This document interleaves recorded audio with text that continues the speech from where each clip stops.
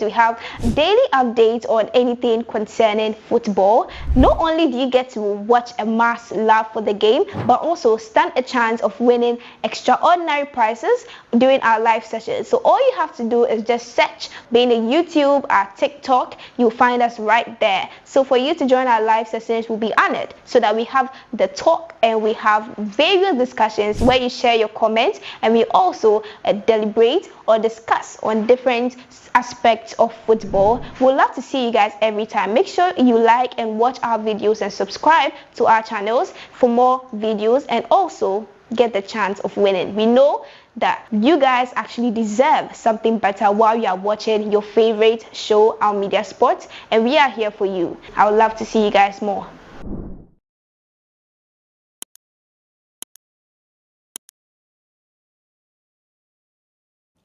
All right, so welcome. It's the Our Media channel. It's the CAF 2026 FIFA World Cup Qualifiers.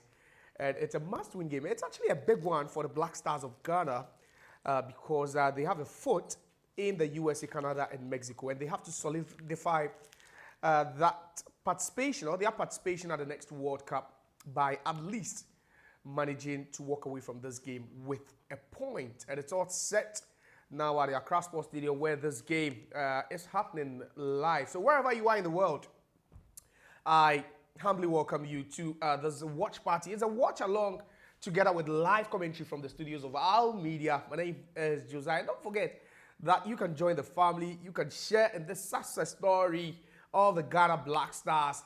You know, all you can do, or all you have to do, is to just hit the bell and then also like and subscribe to the channel, because today we are bringing to you, play-by-play commentary, as well as some incisive and also compelling analysis by my guest over here. He is my analyst. He's my partner in crime. I'll call him my wingman.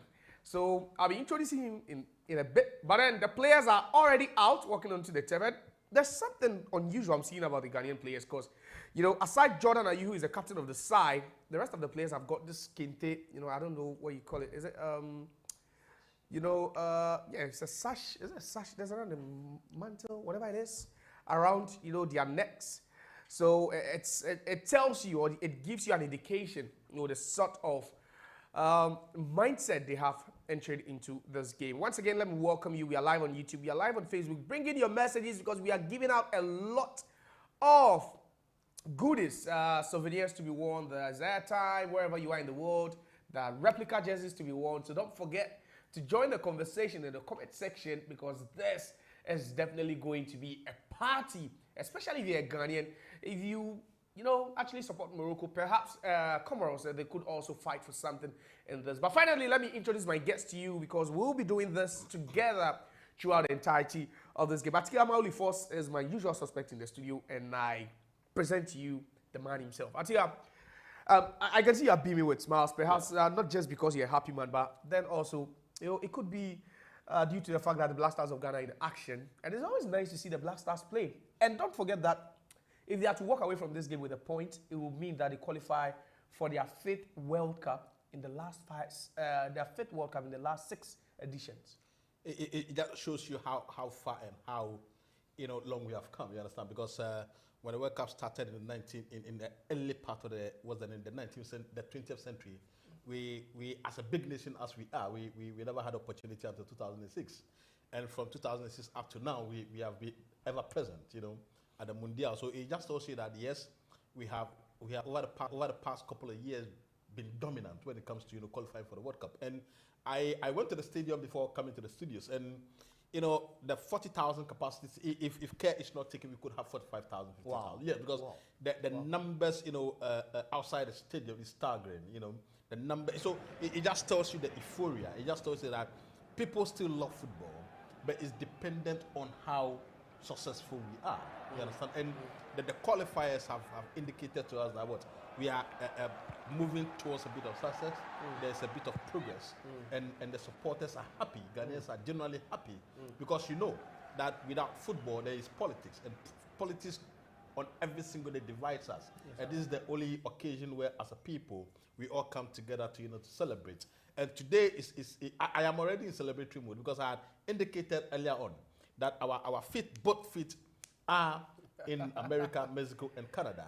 So we are just coming to put a bit of a gross on our qualification success by beating Comoros by maybe 4 or 5 goals to nil. Wow, that's a wild prediction from Atiga Bauli Force, who would be my co-commentator and also my analyst for the day. But you could see both sets of teams look poised and buoyed, especially for the Black Stars. It looks more like a frisky mood for them. After, the anthem was sung, you could see how they jammed, and, the atmosphere is quite electric. The euphoria in there, you could feel it wherever you are, especially if you are watching them.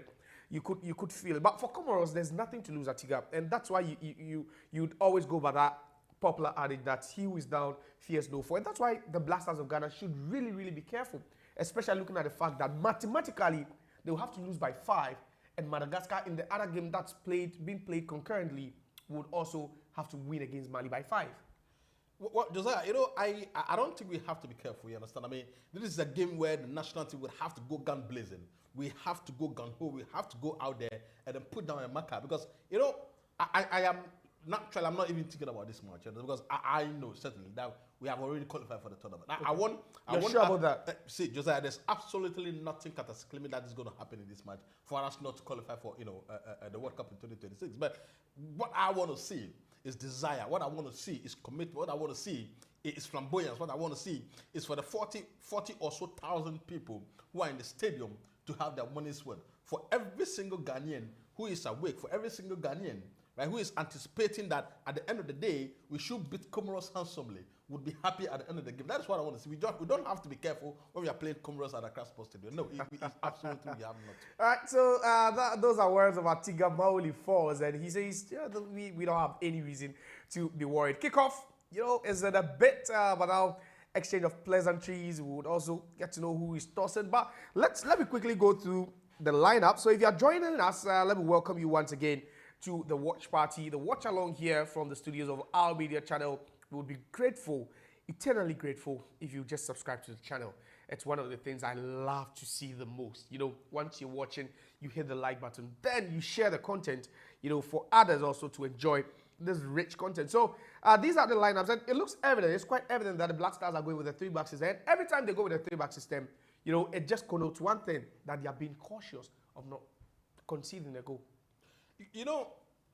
Playing at a Accra Sports Stadium, there's a lot of pressure. No two ways about that, you understand, whether it is Comoros or not. But at the end of the day, whether I'm playing in the 3-back system or not, I have always indicated, depending on the opponent in front of you, you have to go out there and then beat them handsomely. So I am not going to, it has not connoted anything to me as the Black Stars play today. You understand? Whether it's a back 3, whether it's a back 4, whether it's a back 5, we have to beat Comoros handsomely. That is what I expect to happen at the end of 90 minutes. I don't care how they play. We have to score them handsomely. It's as simple as that. Because, Josiah, when was the last time you saw 45,000 people go to the Accra Sports Stadium? It's been a while. It's been a long time, you understand? So for every single Ghanaian that is in the stadium must be happy, you understand? We have to play and play above ourselves. That is what is going to determine how the future attendance is going to be. Interesting. So that is how, or that's definitely going to determine, the future attendance. And kickoff will be happening very soon.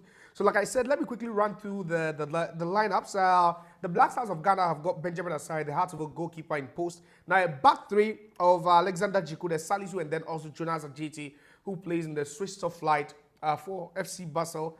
At right wing back, there's Ali Dusedu. At left wing back, there's Ebenezer Anan, who plays in the second tier of French football. Then in midfield, there's a pairing of Thomas Partey and Kwesi Zibo. It's been flawless ever since that Coach Otuado put them together in midfield. Now, in attack, there's Mo Kudus, there's Antoine Semenyo, and then also there's Jordan Ayew. That's where the firepower is, because in their last game, they won by 5, and we saw how explosive they could be. Even though we didn't see Semenyo score, we didn't see Kudus score, but then it's still an explosive lineup, especially looking up front. You look at the 2 players that you just mentioned, Kudus and Semenyo, and they are the 2 brightest balls in the English Premier League as we speak. You understand? I mean, Semenyo is practically the best player in the EPL as we speak right now, and Kudus is the best player in Tottenham as we speak. So these are 2 players that are blessed, you understand, with so much attacking play. So for them to be leading the attack for Ghana means that what? We have an attacking triad that is very, very good. And then being led by, Jordan Ayew. So I am not worried about the attack that we've got because these are players that are playing at the highest level and they have demonstrated that what they've got an attacking power, they've got what it takes to bargain goals. All right, so I could see, just bringing your messages as we do this game. So it's now Ghana in possession, and so far the game is yet to settle, but Ali Dusedu will gain control of that ball to Zibo, and the Black Stars of Ghana will definitely be cautious with how they build up. Their record in the World Cup qualifiers under Coach Otuadu has been impeccable. Talking about the Black Stars, they've only dropped points in one game, and that came away in N'Djamena when they played against Chad, a game where everyone expected the Black Stars of Ghana to win, but unfortunately they just couldn't win. So let's hear from you, Bright Amuzu, the first person to send us a message. He says, hello to you, Bright Amuzu. If you are watching, that we are bringing to you live commentary, from the game being played at Accra Sports Stadium. Ghana nil, Comoros nil. We just hit the 2-minute mark, and it's now Mohammed Kudus who tries to turn. Yes, he does. He's been great. But then another great guy for the Black Stars of Ghana in this World Cup qualifiers has been Incisive, who plays for Real Oviedo. What a guy he's been. And we always talk about unlocking Thomas Partey, but I can confidently say in the last couple of years, he's been the one who has actually provided a key to unlock Thomas Partey in midfield. Josiah, for Thomas Partey to be unlocked, or for Thomas Partey to have that kind of freedom to go join the attack, then he would have to be confident in the defensive partner. You understand? And most of the times, Partey plays as the anchorman. So we don't necessarily give him that role to anchor going forward. But with Zibo, he has so much confidence in Zibo that he leaves that defensive shape for Zibo because he knows that he can break the attack down. He can, be defensively minded. So that has allowed Thomas Partey more freedom to go forward. And you could see in the last match that we played that it gave him so much impetus to add to the attack, more than having so much a defensive work on himself. All right, so it's a long throw from Semenyo, the header. This would be the first goal, but it's been cleared by Comoros. And Ghanaians are talking about not just the party time at the Accra Sports Stadium, but then a time for vengeance against this Comoros team that has really caused the Black Stars of Ghana so much pain and anguish. But in the cross, and this should be the first goal. He's missed. And what a chance for Comoros to take the lead here. But that could be a huge miss, which they could be blaming themselves for that. But it's Banjaloud Yusuf with a golden opportunity. And you could see the Black Stars players, just attack for a minute. And then the next minute, just look at that. That was a glaring chance. That was a very, very big chance. And you see, that chance is easier to miss than to score. And for him to have missed that chance tells a lot. It all depends about your mentality and the attackers that you've got in this. And I have a problem with our wing back over there because you would have to cover the space. Yeah. I don't know whether he slipped or not, but that mistake should never happen in the match again. See, it's just back it up because this could really be a long, long ride because there's just 4 minutes played here. And Comoros so far, they've had a big chance. And, we spoke about the fact that psychologically, they could be really motivated. They could have the boost because there's nothing to lose in this game. They wouldn't even finish second no matter how many goals they score in this particular game. So it tells you the kind of mindset they have entered into this game. Ghana will hit one forward. It's now with Kudus. Kudus will find Semenyo into the channel. Semenyo holds up play. Will just hold up play now. He's been compared to Haaland the last couple of days.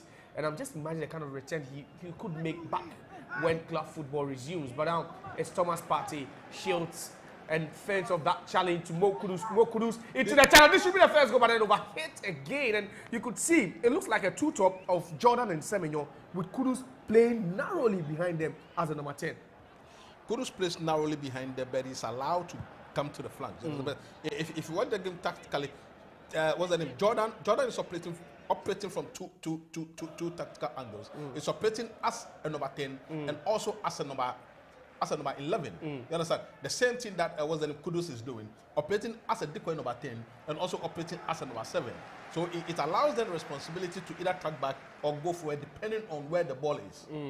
Interesting. So that's the tactical setup. That's the layout from Coach Otuadu. And I'm sure with time, Atigaba Olifos will be breaking that down for you to really understand how this team has really set up here at Accra Sports Stadium. But it's 6 minutes played and it still remains barren between these two sides. It's Jordan Ayew who has dropped deeper to enjoy and have a feel of that ball. It's Mo Kudus now to Ali Dusedu, who returned to the Black Stars after a lengthy spell on the sidelines after picking up, that ACL injury some time back.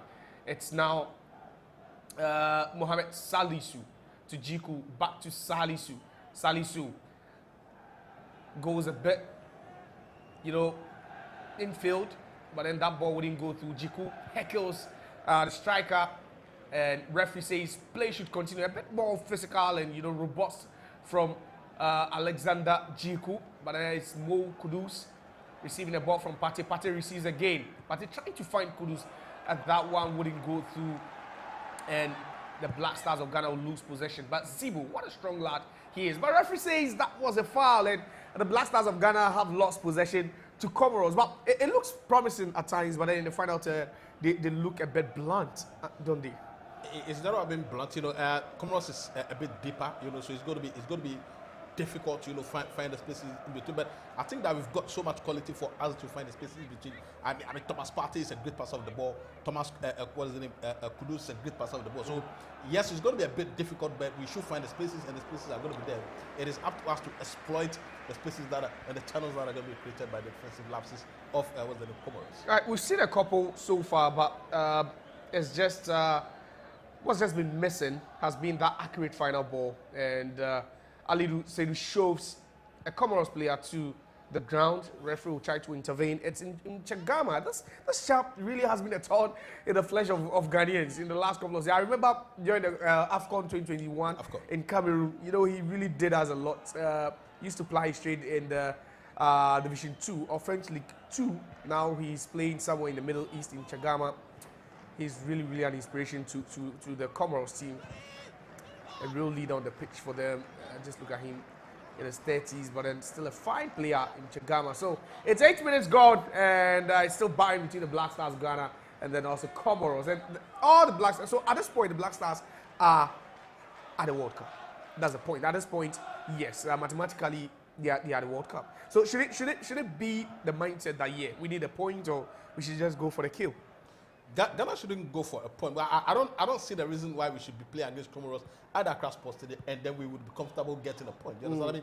You see, I have already indicated that we don't need a point. We are laying down a marker. You understand? I mean, this is Comoros, and this is Ghana. You know, it's like Spain playing against Malta or Liechtenstein.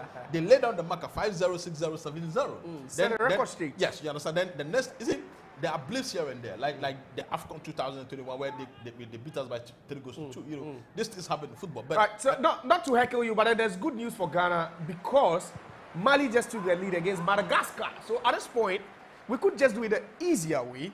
No, by just holding them on, or maybe perhaps the people at the stadium, the fans would be expectant, hoping that they could get. But Mali are leading Madagascar by a lone goal, and that means that Ghana are heading to the World Cup 2026. But now it's I'm 27 years who do some pressing over there, and Comoros will try to play themselves out of trouble. They do, but then that just didn't work out for them. Sibo will recover that loose ball, and will head backwards to Salisu. Salisu finds Jiku back to Jonas Ajete, to Ali Dusedu. Takes a heavy touch, quite unusual of Ali Dusedu.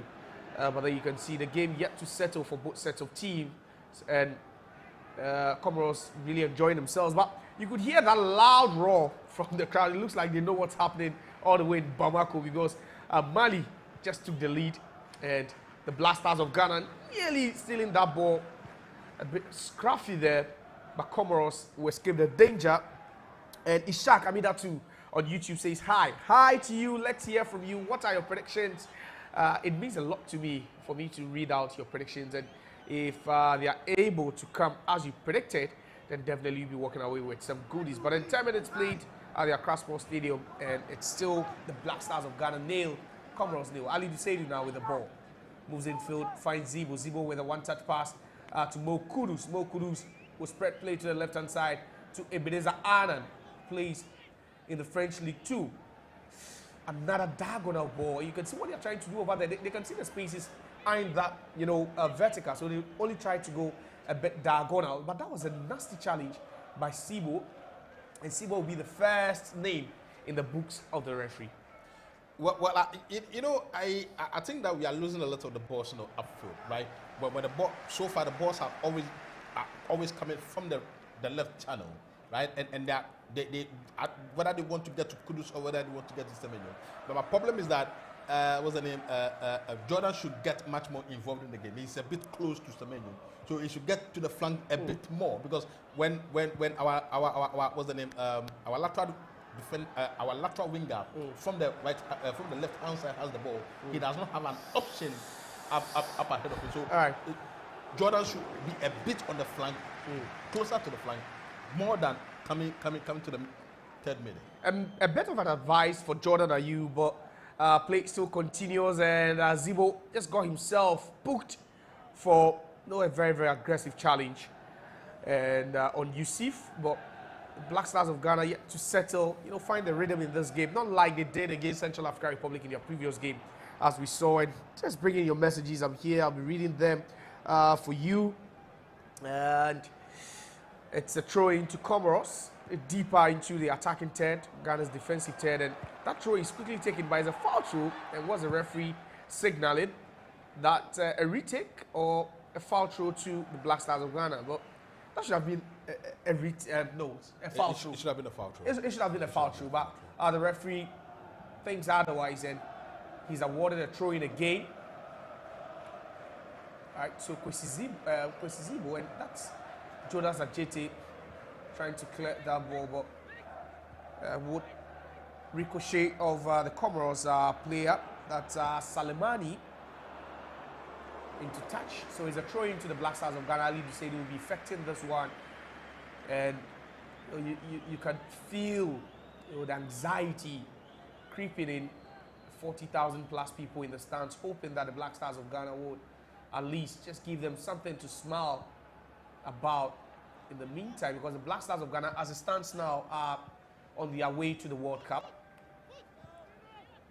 That's if nothing changes in both games, because Madagascar are trailing Mali by a lone goal, something Comoros failed to do in their game against Madagascar. Luiseidu will just bring that ball down a bit, and quickly that one goes out of play for a goal kick to the Black Stars of Ghana. And for Comoros, you can imagine what their motivation is. Is it to beat Ghana, or is it, sometimes it's the mental blockade that there's a team that can beat me no matter what they do. And I think that's what they are looking at doing now, to continue, that run against the Black Stars of Ghana, knowing that even in future occurrences, we won't be able to get the better out of them. But that's a goal kick, and you can clearly see what they are trying to do now. Well, they are scared, right? Because if you look at the way they are playing, they are a bit defensive, which is normal. This is Ghana we are playing against, and especially at that transport stadium, But on the matter of the qualification, Ghanaians are not thinking about the qualification, because we are already qualified, prior to this game. What Ghanaians are yearning for is victory. The goals, you understand? Victory. First goal, second goal, third goal, fourth goal. That is the reason for which the stadium is full to capacity. You understand? So that is what we are waiting for, not for qualification. Right, so big chance, ball into the channel. Jordan Ayew take that, swung it across, but just fisted out by the Comoros goalkeeper. And another ball into the channel by Ali Dusedu. Kudus will hop on that, good skill. But then he's still been tailed by about two players. Back to Zibo, who is on a yellow card, but now he's on an offensive duty, so there's nothing to be worried about. And Black Stars of Ghana will slightly push.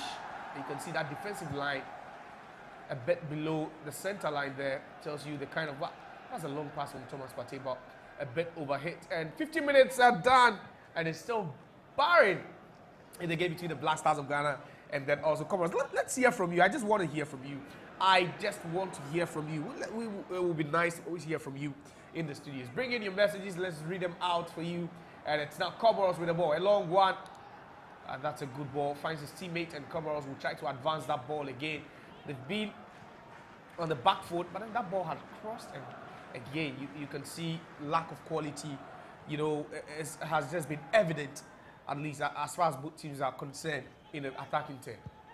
Well, Josiah, it happens, you understand. But what I'm saying is that you can compare the quality that Ghana has gotten to the quality that Comoros has gotten. That is why I'm not scared. That's why I'm not perturbed that 15 minutes into the game, you still have not created any decent chances here, because the chances are going to come. All we have to do is that, see, the Ghanaians are playing under a lot of pressure, because see, when you're playing at a transport stadium, especially in front of 45,000 people and over 30 million people expecting goals, you understand? This is the pressure that the Ghanaians are dealing with. the Comoros national team do not have anything playing for. You understand? But it is the mentality. They just want to beat Ghana, and the fact that they will beat Ghana for the second time is going to make them proud. You understand? So their mentality is to come here and then frustrate us, which I know certainly that is not going to happen, because by the end of this game, it's either going to be 3-0, 4-0. I don't know if it's Iron Force though, but he's been emphatic, like very, very emphatic with his prediction so far. But the Black Stars are yet to score any goals. But do you still think the Black Stars, you know, despite having about a 95% chance of scoring, or even a 99% chance, but then some heckling over there between Jordan and you, he believes that his shirt was pulled over. The referees having none of that, and Comoros will look to break away, and they still have possession now. Comoros. You can see a player darting down the line, and there's that long ball to that player. Yes, he does, gets at the end of it, but it's still Comoros, and they'll win themselves a corner. And that determination, you know, to hit the ball down that, you know, main straight actually paid off for them, and they are beginning to ask questions of the Ghana defense. You did well to intercept that one, but that's what's actually happening now. And Benjamin Asari, he's been tested once. That shot wasn't on target, and you were quite disappointed with that finish from the Comoros player, Yusuf, but it's still 0-0 here, and the stadium gradually continues to full or get full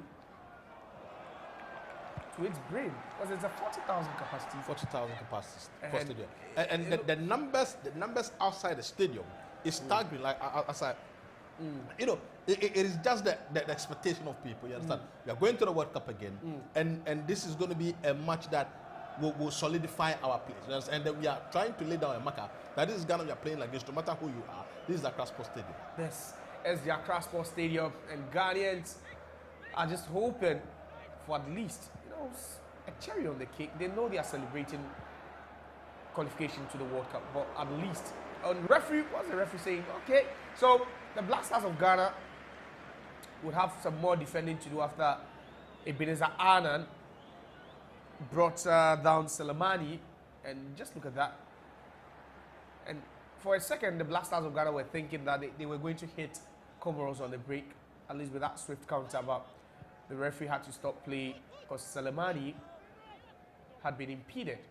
And for Comoros, you know, together with their head coach, that's Stefano Cuisine, they're not slowing down at all.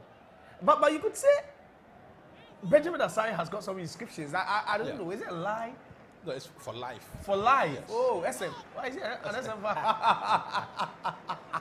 Okay, so let's hear from you. Comoros with a big chance, a free kick in an attacking position. And let's see what they make of that. So a long one floated in Benjamin Asari. That wouldn't bother him at all.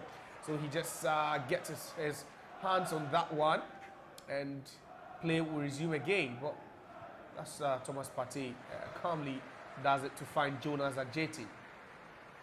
Kwesizibo wants it. Kwesizibo will get to it. He does, back to Jonas Ajeti. And the Black Stars on the ascendancy now. But then ball headed out of play by Toibibo, who is a defender for Comoros. And it looks like Comoros are matching the Black Stars of Ghana with that same 3-back system, making it difficult now. But it looks like it's evenly matched. Rather than going for the man, they are rather keeping their shape, you know, with that defensive. And just look at that, 5 at the back, currently 6. It tells you they are not allowing the Black Stars any room in defense. And they really understand what a point here would mean to them, regardless of, you know, how they get it. They know a point will really be worth a lot. But it is a long throw. Alidu will be opting for. Yes, he does. Goes for the long one, hits it hard into the box, headed out. Who is at the end of that? It's Partey. Will he get the shot here? He does, but that shot will be blocked. And Mohammed Kudus tries to steal it. He does. The ball is out after trying to take a dribble.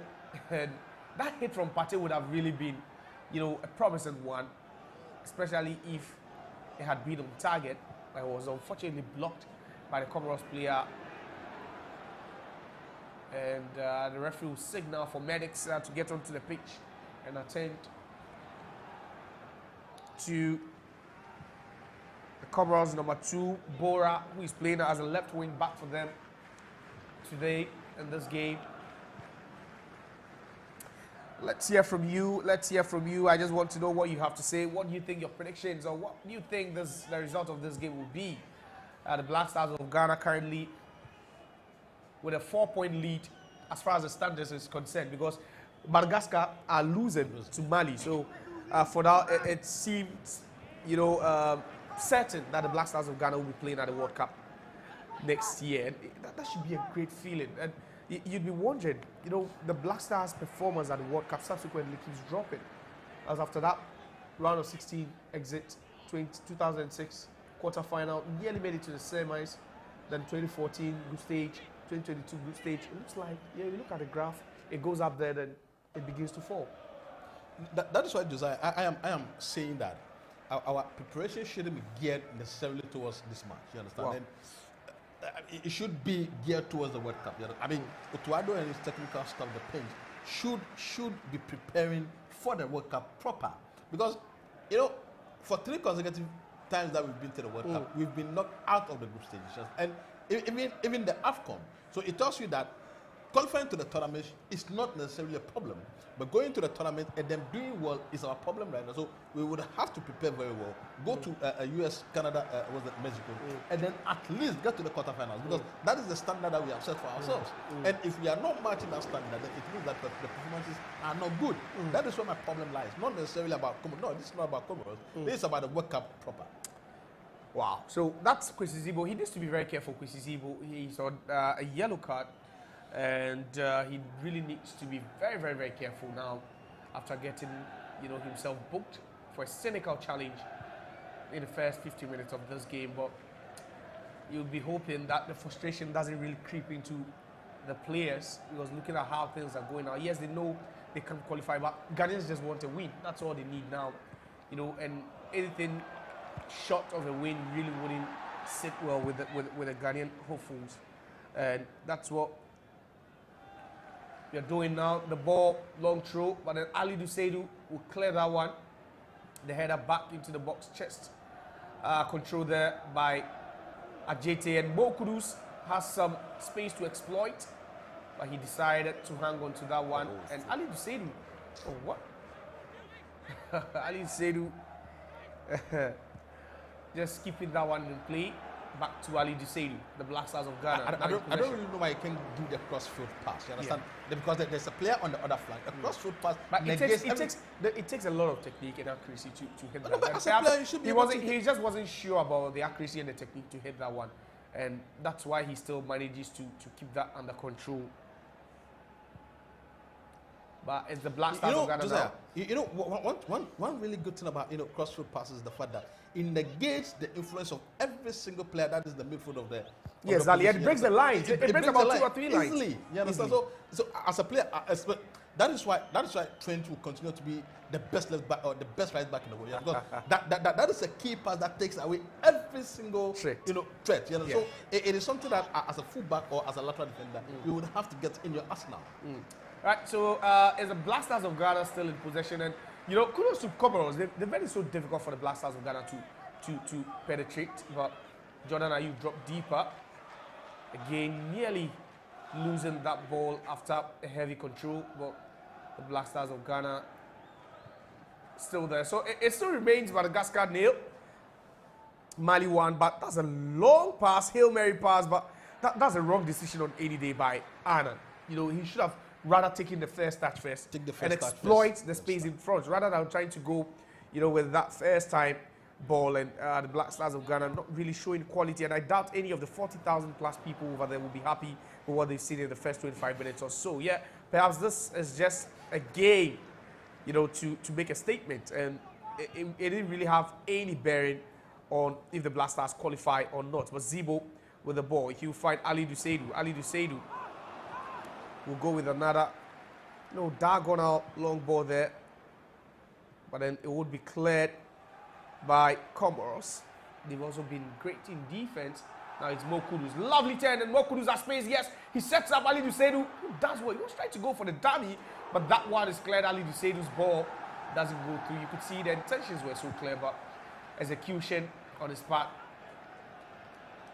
just letting him down, and Comoros will regain possession. Bora. do you know what the problem was with that attack?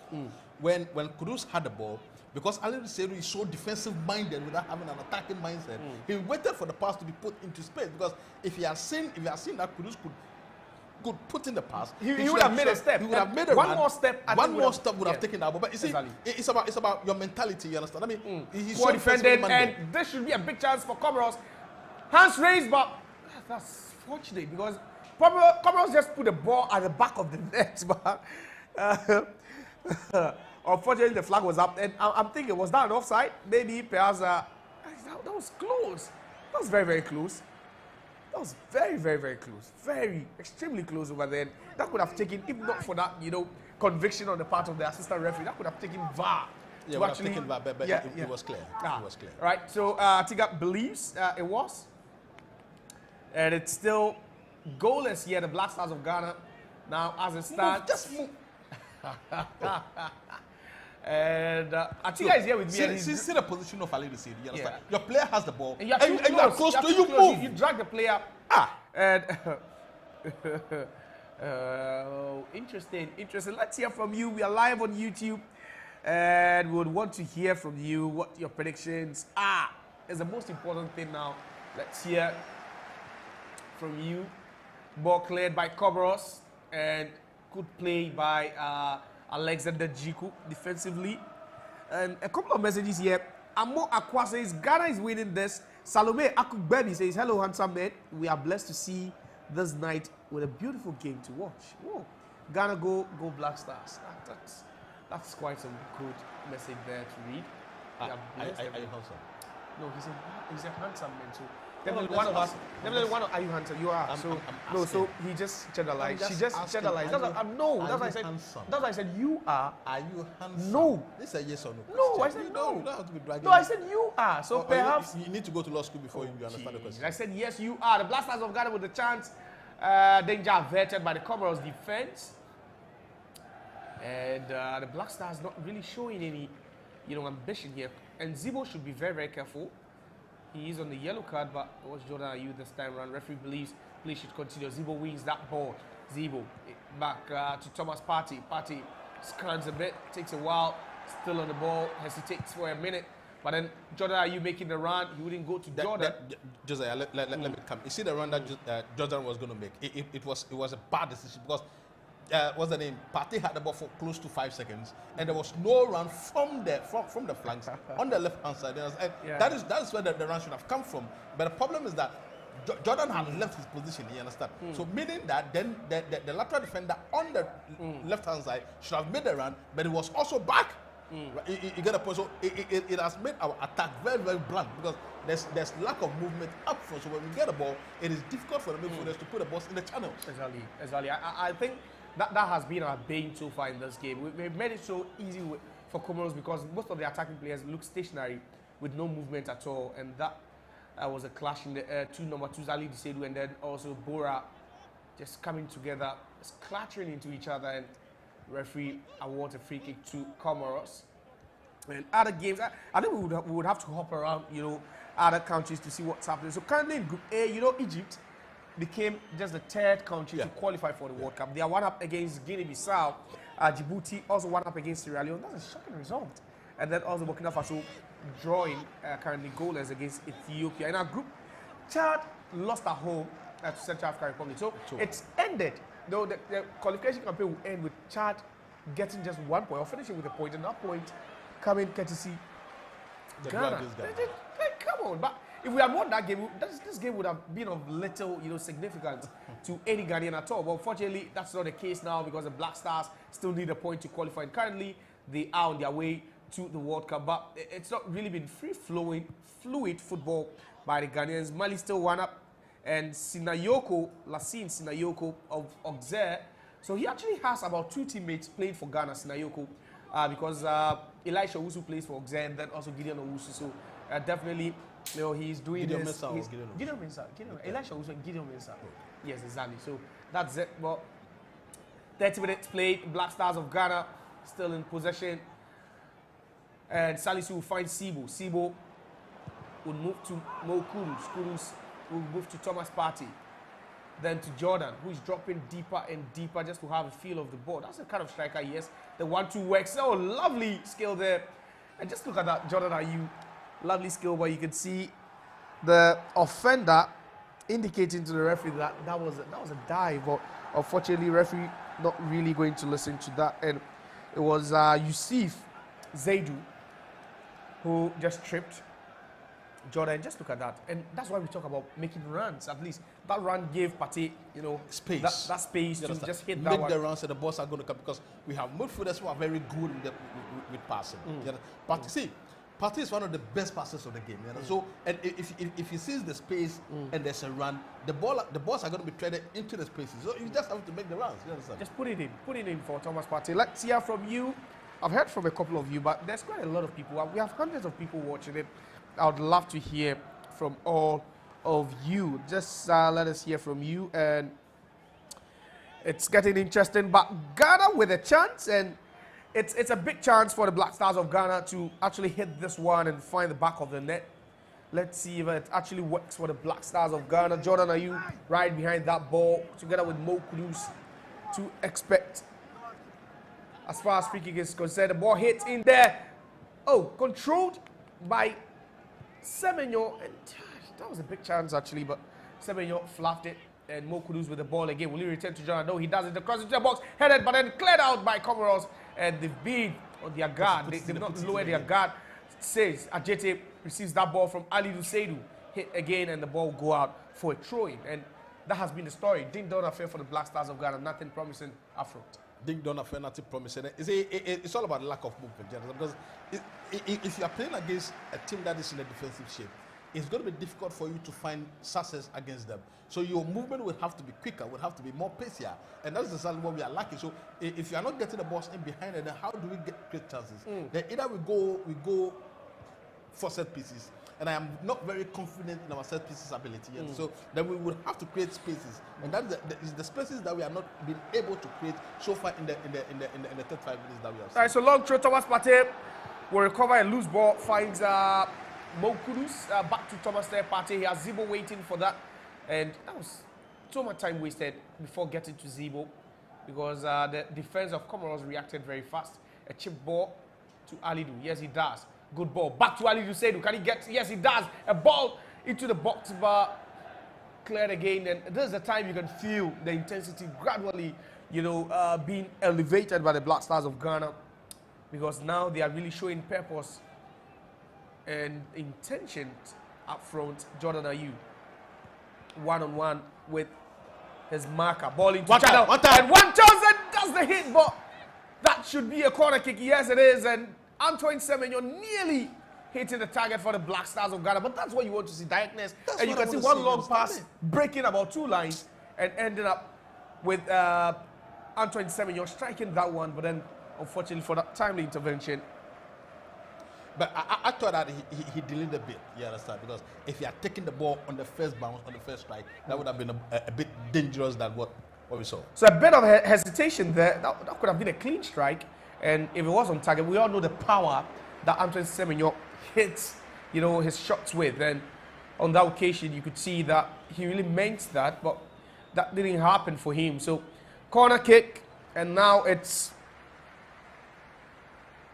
Jordan Ayew to take that one.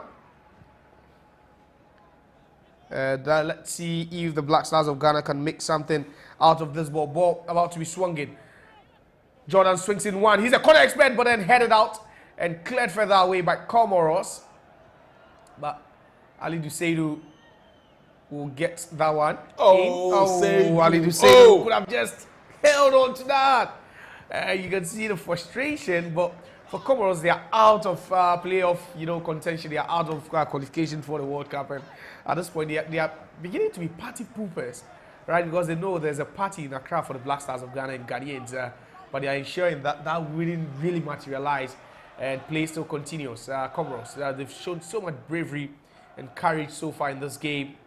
You talk about their attitude in defense, and they've not even given away too many fouls. They've been disciplined, defensively. And they'll hold on. Thomas Partey does well. Lovely skill. there from Thomas Partey, finds Zibo. Oh, good skill again. And these two players are really combining for, some showboating here in this game. Both Zibo and then also Thomas Partey. And we wouldn't be surprised, if that should be the consistent double pivot even heading into the World Cup. Jose, I don't care what the double pivot is. So far as you're putting in the shift, so far as you are interpreting the rule that the coach has given you perfectly, I don't have a problem. You see, I don't want to see Thomas Partey as a deep line was a playmaker. I want Thomas Partey. That should be a goal. That should be a goal. Oh! And Jordan, are you like, how was that? No, but he shouldn't be chipping this ball. Like, come on, Jordan, you just striking this. Wow, so frustration everywhere. And it's still promising, at least the Black Stars not taking their foot off the pedal. Now, they're still goalless though, but they are turning the heat on, and Comoros are feeling it now. Comoros are really feeling the heat. It's Thomas Partey to the left-hand side of the Ghana attack. You see the problem with Jordan. Another run being made, but Jordan fails to put in that ball. Will he go for the cross? No, he doesn't. And he has Zibo to assist him. Zibo does, and that's a good ball from Zibo. Quickly released to the right-hand side. Ali Dusedu fakes one. Will he send it across? Yes, he does. But then Ricochet is off the defender, and there's a corner kick. The linesman says it's a goal kick, but I think I do side with this. Like, come on, that's not a goal kick. It might not be clearer to us, but probably to the linesman. No, but the last touch didn't actually come off. Let's see. Just look at that. Okay, with the benefit of every play, it's him. No, come on, it's not clear. No, it's still not clear. But interesting. But Josiah, I think we have a problem with our. All right, so more good news on the way for Ghanaians. And guess what? It's easier to get 2-0. So Mali are 2 up against Madagascar, and it looks like, but you can see the excitement still not on the face but of Josiah, Ghanaians. I'm not. You see, it is not Mali that's going to make Ghana qualify. You understand? I mean, we have qualified already. My problem is the fact that every single Ghanaian wants to see a goal. See, the whole mood in the country is going to change when the goal enters. That is what we want to see. We want to have a feel of a goal being scored. You understand? Because the last time we played in the Accra Sports Stadium, we won by 1-0 against Mali.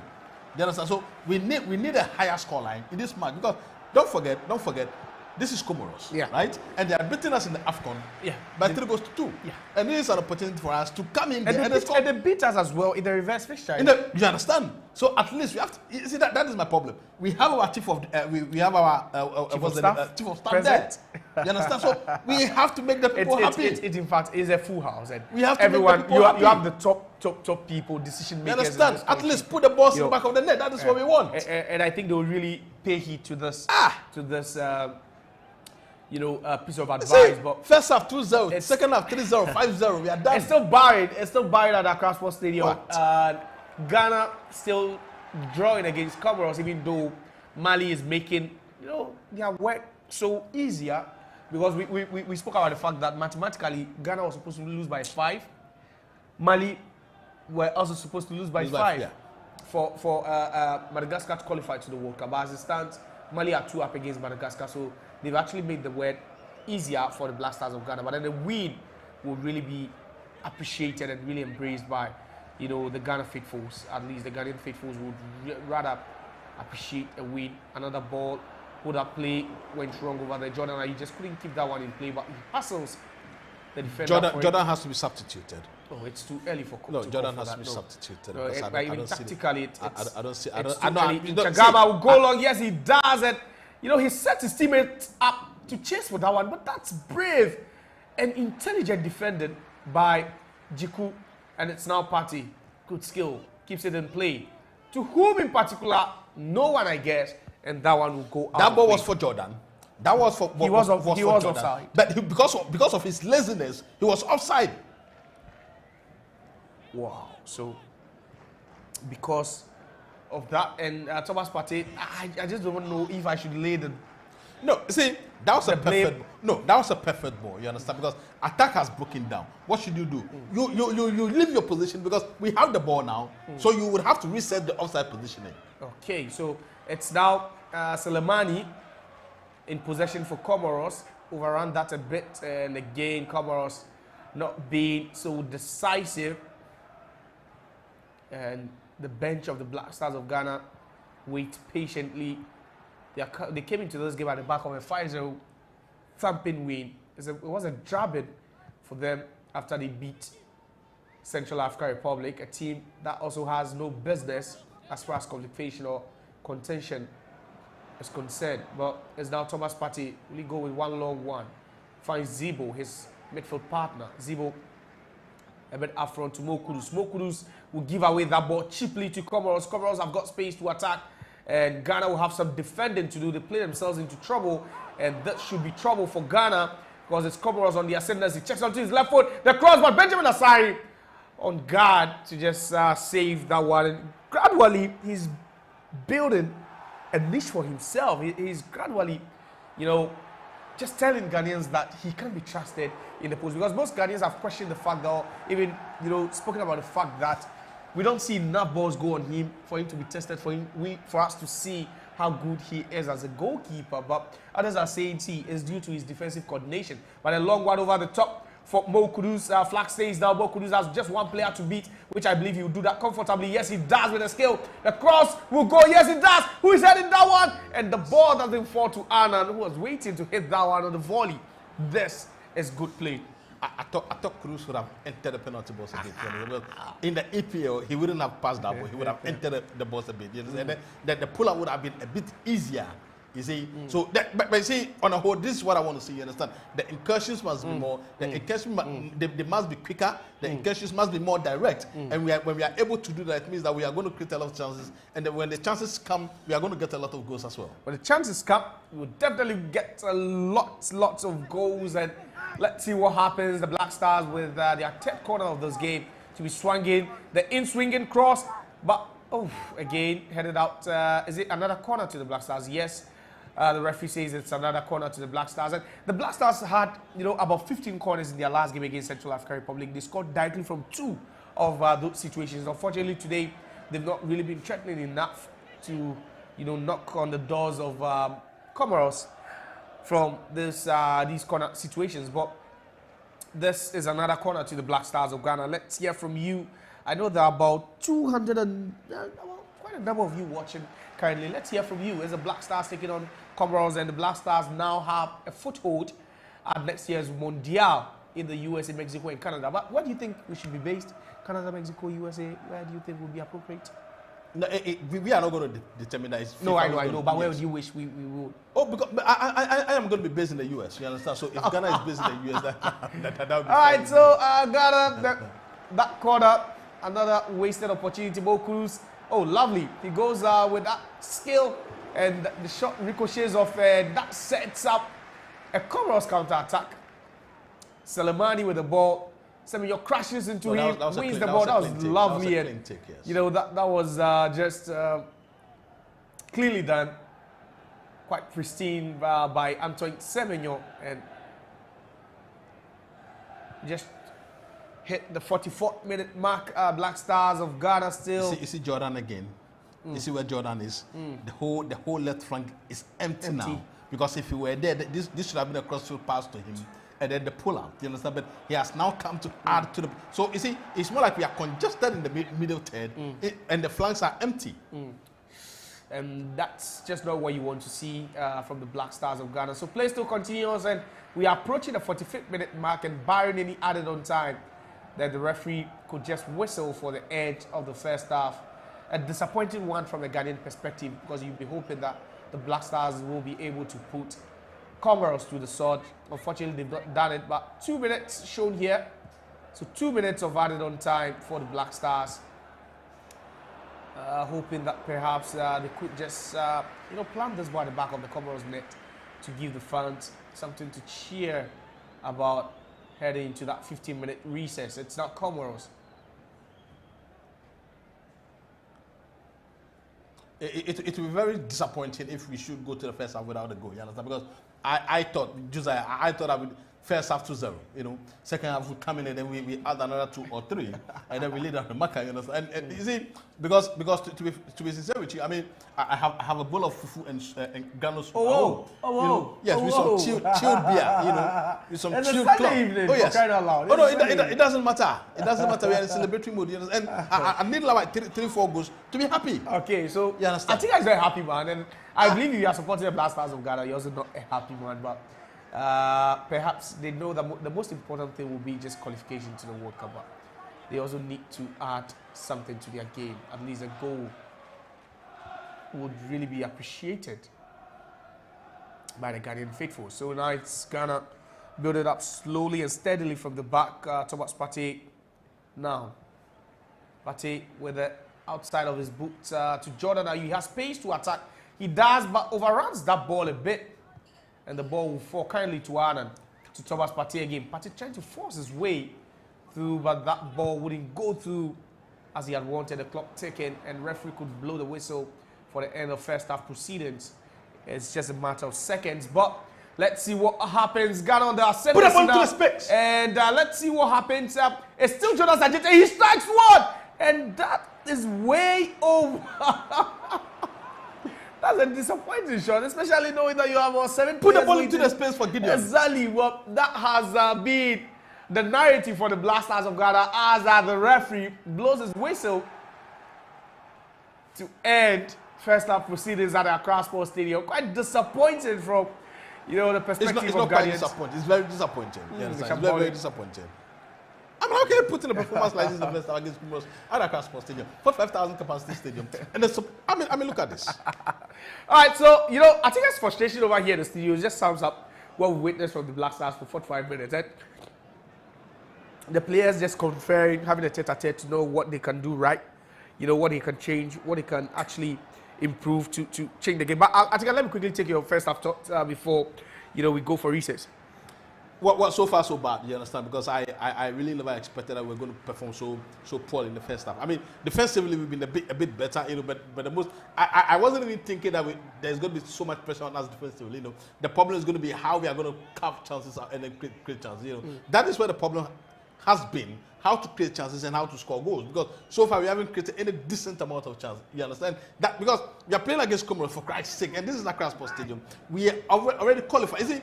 We are already qualified to the World Cup, so the players must play with a bit more confidence, with a bit more freedom. They would have to go out there and then try new things. Do you understand? I mean, try new things in the second half. All right, so Atika says we should try new things, and it's been entertaining. It's been lovely having you. But as a Ghanaian, I don't think there's anything positive to write home about in the first half. But then it's still the Our Media channel on YouTube. My name is Josiah. First half just ended. Ghana nil, Comoros nil. Will be back for the second half.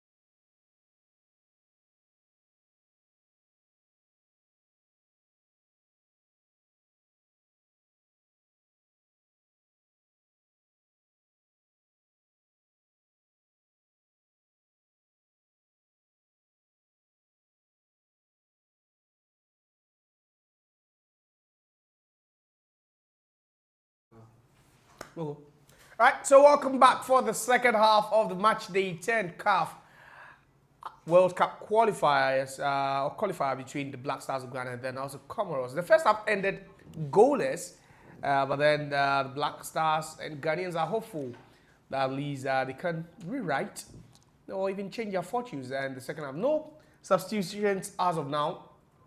So we expect the both sets of players for both teams that started the first half to get the action going here. And, you know, one of the most noticeable things about this game is the fact that the people or the crowd at the Accra Sports Stadium keeps growing bigger and bigger. And that's why Ghanaians, or most Ghanaians, actually dubbed this game as a party instead of an actual World Cup qualifier game against Comoros. And Comoros are about to, you know, make their first substitution, and that comes number 22. So the number 22 for Comoros comes on. That's Said Bakari. He comes on before the start of the second half, and he replaces his teammate Bohan. So there we go. The Black Stars of Ghana will get us going for the second half. The first half, well, you know, quite a lot of talking points, especially from the Ghanaian perspective, because the Black Stars didn't really show any character, ambitions going forward, but maybe things might change for the second half. Kwesi Zibo with the ball now to Thomas Partey, one-touch pass to find Mo Kudus. Kudus will hang on for a while, then finds Ali Seidu. Seidu has options, but he returns to Thomas Partey into midfield to Kwesi Zibo. And, you know, the Ghanaians are already showing intent because their fullbacks are high up the field. And that's how come you can see they need numbers and trying to create overloads. But Jordan Ayew is impeded in midfield, you know, by the substitute who just came on for Comoros. That's Said Bakari. Just look at that. The trip over there. And Jordan Ayew has actually been involved in the most goals in the World Cup qualifiers throughout the campaign. The cross into the box, but then that ball is cleared. And ball falls again, kindly, and cleared again. But Mo Kudus will get the ball. Will he hit? No, he doesn't. And the Black Stars are still probing. And the ball falls to Thomas.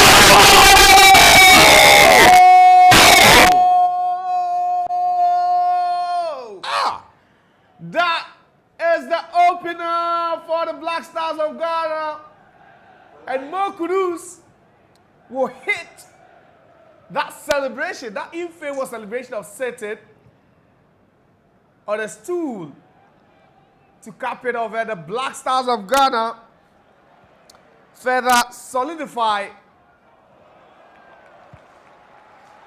and consolidate their plays at the next World Cup. But what about that for a goal from Mo Kudus? And the Black Stars of Ghana lead here at the Accra Sports Stadium. Ghana 1, Comoros 0. It should have been Ghana 3, Comoros 0. You understand? I think this was going to open a floodgate, right? The confidence should come now. The players should have more agency, play with much more freedom, and then get us more goals. So that's just it. That was a good ball into the box. No offside calls, because that was really a clean ball. And you give credit to Thomas Partey. He was on the score sheet in the last game against Central African Republic. This time, he turns provider. And it all started with that, you know, scramble in the box. And Comoros failing to deal with that initial threat.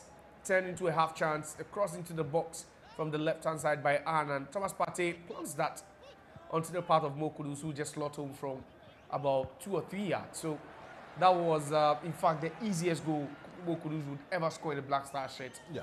Yes, credit to him for that positioning and awareness to get into that area. And that's what actually the Black Stars wanted in a game like this. It's not because Mali is currently beating Madagascar, but it's because they also want to get the better of this Comoros team that have really taken them through hell in their previous meetings. Yeah, and the fact that we are playing at Accra Sports Stadium, you understand? And this being our final match, right, in the qualifiers, we just want to be in a celebratory mood. We were in a celebratory mood even before the start of this match, you understand? And this match is not going to dampen our spirit, but just that we should come here and then beat them handsomely. That is my problem. You see, when we beat Comoros by 1-0, I don't think that we've done well. You understand? We beat Comoros by 2-0. We haven't done well. We beat Comoros by 3-0, 4-0. Then I can say confidently that my fufu and my beer would serve me very well.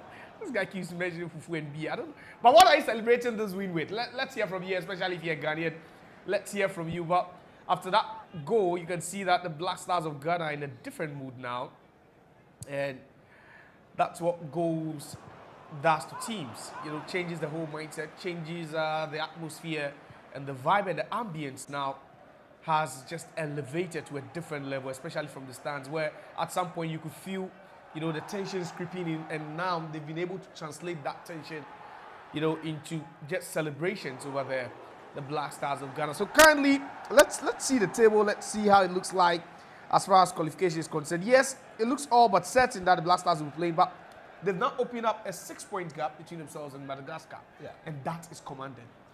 That is commanded. And that isn't it from the start of the qualifiers, you understand? It has never been in doubt that we were going to qualify. But my problem is that we have to. Mali was is our toughest match in the group, you understand? But we're able to do the double over them. So I don't see the reason why we would find it difficult to qualify from the group.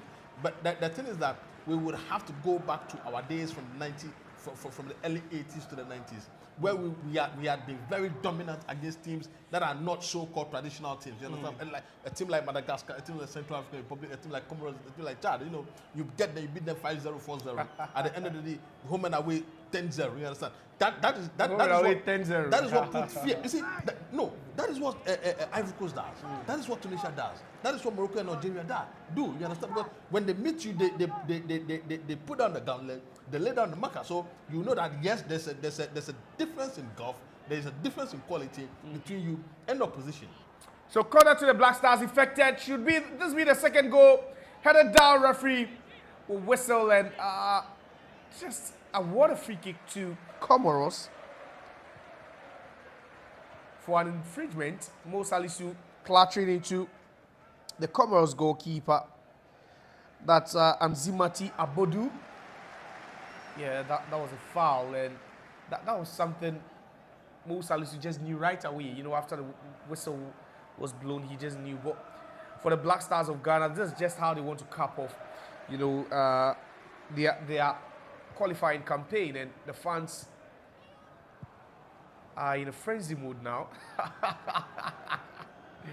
And this is just football for you. This is just football, you know. This is not just football. This is African football.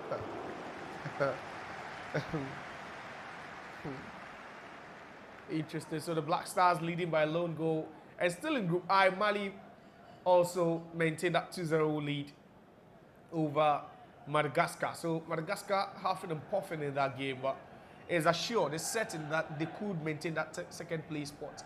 Yeah. And could make it to the playoffs, at least for now. There are other teams with more points, you know, and you know, it would be the 4 best second place teams. The 4 best second place teams, yeah, who are going to be in the mini in the mini tournament. Yes. So the winner of that will also advance to the intercontinental playoff. That's a long route, and that was one of the things Ghana was trying to avoid throughout. That is what we had to avoid, and that is what we have avoided. So at the end of the day, you see, you put in the work, you put in the hard work, and then you avoid the unnecessary traveling and the uncertainties that counts with the intercontinental playoffs. So that is why it is imperative that when it comes to you see, I am very happy that we are booking the games when it comes to qualifying to the World Cup. You understand? So it is no more how to qualify, but what the performances that we're going to put up when we go to the Mundial. All right. So the Mexican wave being initiated by the Black Stars fans, and the Black Stars trying to turn defense into attack quickly. Is Jordan Ayew on the left-hand side of the Ghana attack, casually loses that ball. You know, over elaboration on the part of Jordan Ayew, the captain of Ghana, but they will regain possession. And now you can see that the quality is just palpable at this point. You can see the quality.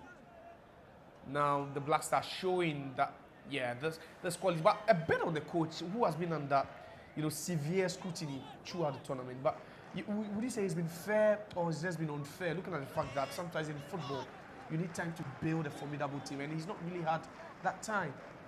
Well, what time does he need the game? You understand? Because he's been with the team since the qualifiers to the 2022 World Cup. You understand? He went and then came back again. So I don't think that he needs much more time. This is international football. You have a lot of space in between matches for you to, but you don't have the players together. You don't have. No, you're not getting to the point. Yeah. You need to put your house in order because you know the kind of quality you want. You know the kind of football you want to play. You understand? So you know the players that you are going to call up. It is not as if the player you don't know the players because you have every single week to go watch the players that you want to call up. So at the end of the day, I think that it is justified the criticism that he has come under. And to me, in particular, I am not a fan of his prowess, his tactical prowess as a coach.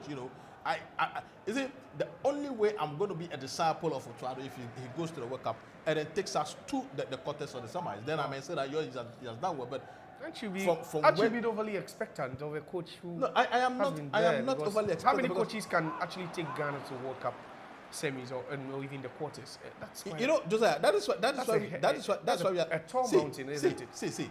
Morocco brought in a coach 3 months before the tournament. He took them to the semis. I am saying that it took them to the semis. No one is saying. No one is trying to debunk it is not far-fetched from us. You understand? Somebody has done it, and we can also do it. So it is not an impossibility. No one is saying that is an impossibility. But realistically, you look at the chances. But it's not Ghana again. And what are the players doing? What are they doing? All right, so Ghana will lose possession and Comoros now charge forward, but good stop there. Oh, great stop by Jonas Ajiti. So he's the only right-footed player in that three-back system for the Black Stars.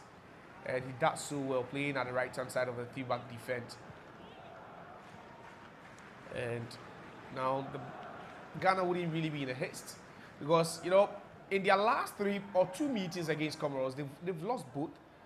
One came out of 2021 AFCON in Cameroon, and most recently the other came when Chris Hughton was the head coach of the Black Stars in the first or reverse fixture 2 years ago, and that was actually the defeat that led to the sacking of Chris Hughton. Yes, after that defeat, Ghana conceded as early as the 18th minute, and it was the end.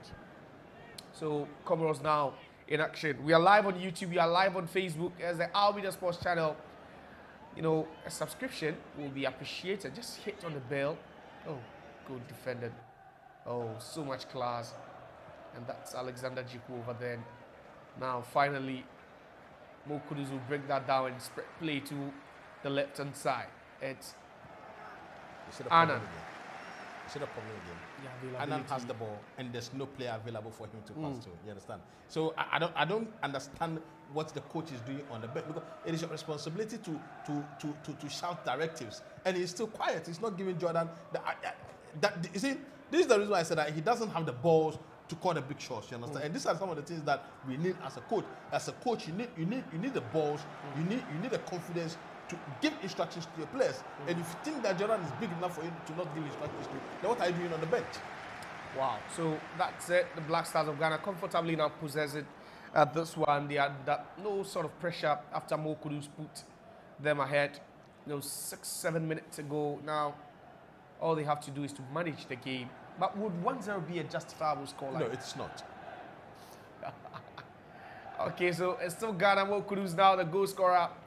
And he still has the ball. He go for a cross. Yes, he does. He's at the end of that, but no one in particular. And Comoros will deal with that one. And Zamati, who is the goalkeeper, will gather. But then the ball will be won again by Ajete. And you can see the Black Stars being dominant at this point because Comoros are not even able to break free from, their own defensive shape. It looks like they can't even get hold on the ball off the ball for like 3 or 5 seconds. Josiah, it's not about being dominant. You'll be dominant for 90 minutes and not creating anything. You understand? I mean, what are we doing with that dominance? What are we doing with that dominance? That is the question, right? Because so far for the 60 minutes that we have played, there's been lack of supply to what's the name, Semenyo, and it's our focal point, it's our arrow end. You know? So he's struggling and suffering, just like the way Inak Williams suffering, because the passes are not going to get to him, the chances are not being created for him. So what's the essence of having an arrow end, and the midfielders are not able to get, and you see, the midfielders have been very sluggish, you understand? I mean, what's the name? Sibo has been very, very defensive, you know, and that is the role that he's been assigned to. But Thomas Partey and Mo Kudus and Jordan Ayew have failed to find Semenyo and then to give him the balls. So incisive ball there, and Jordan has support from Ebenezer Annan. Annan back to Jordan, a bit overhit. Jordan will try and reach out to that one. He does. Back to Salisu. To Annan. One touch pass. 10. And Jordan is just over elaborating each and every time he has that ball. And he's been fouled. Yes, it's a foul to Ghana, but Jordan's attitude and body language on the ball today has been a bit off. He's been involved in 14 goals so far in the World Cup qualifiers, and that's the most of any player playing in the World Cup qualifiers in any confederation at all. So that has been. I have never been a big fan of Jordan. You understand? Perhaps you have your reservations, but no, I have my. He showed quality so far. When you play football, you understand. I mean, like a discard attitude like this to me is a bit unprofessional. You understand? I mean, you can't be playing football and be. What are you talking about? Right, so free kick, and that ball is dealt with. Danger has been averted by the Comoros defense, but then Black Stars will press again. And for the past 50 minutes or the whole of this second half, it's just been the Black Stars, one-way traffic, and the Black Stars will charge up again. Jordan back to Kudus, back to Jordan again, to Kudus into space, and the Black Stars are just exploiting spaces, they're building up the attack, using short, complex passes, and it's really working for them. Thomas Partey to Mohammed Salisu. And at this point, you'd say there's no energy left in the Comoros, players. Like, it doesn't look like there's some energy left because they're not playing with that energy you'd expect them to. You see, Josiah, this is something that is very dangerous, you understand? Because the more you keep the ball, the more you feel confident in yourself. But the moment they hit you on the break, then they get a goal, you understand? It saps all the energy out of you. So we would have to be very careful when we are enjoying the lion's share of the possession. But my question is that, what are we doing with the lion's share of possession that we are enjoying? Because we are not creating anything decent, you understand? Because if we are creating chances and, creating something nice with the chances, with the possession that we have, then fine. But so far, apart from the goal that we've scored, it's absolutely zero. All right, so it's the Black Stars now with possession. At least they can ask some questions again of the Comoros defense. The Comoros defense was just, what the fuck is he taking the ball to? Come on, you don't care so much. Jeez, that kid's watching.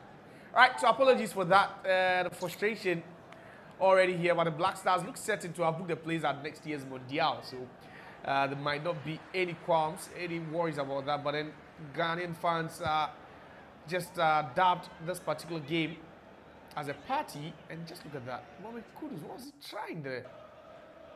Oh, God. It's just not what you want to see. But then Mali just scored a third. And each time they score, it just further affirms the Black Stars' participation at the World Cup next year. So Mali 3, Madagascar 0, and it looks like Mali are beginning to put Madagascar in their right place. So Madagascar currently trailing Mali by 3-0. Black Stars of Ghana currently leading Comoros by a lone goal. But Comoros now could also have time and a chance to also make a statement. Ball hit infield, but cleared, and Mo Kudus will now ride his bike to Jordan Ayew, who has space. Mo Kudus making the run. Thomas Partey also can join the conversation. But then awful decision making by Jordan Ayew, and that ball will be cleared by the Comoros defense into touch. Atiya doesn't want to say anything. Oh, good. But for now, if you're Ghanaian, grab your passports because the Black Stars are headed to the USA, Canada, and Mexico. What a time to be alive. Let me also hear from you if you're following this conversation. I know the There are thousands of you watching this. Let's hear from you. Let's hear what you have to say about this. So Mali 3 up against Madagascar. It means that even if the Black Stars should lose this one, you know, regardless of the scoreline, they are still going to the World Cup. But they wouldn't lose it because they know Ghanaians will be happy if they do. It's now Salisu to Ebenezer Anna to Antoine Semenyo, one of the hottest players in the Premier League this season. So casual, Semenyo loses it in midfield, and that's one of the things about the Black Stars players they need to be careful about. They are not through yet. And anything other than a win would be awful for the Black Stars of Ghana.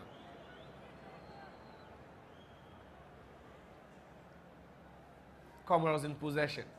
Comoros now. Comoros will just want to enjoy play, but the flag goes up for an offside and a huge letter for the Black Stars. Kwesi Zibo, after picking up that yellow card, has been a bit more disciplined.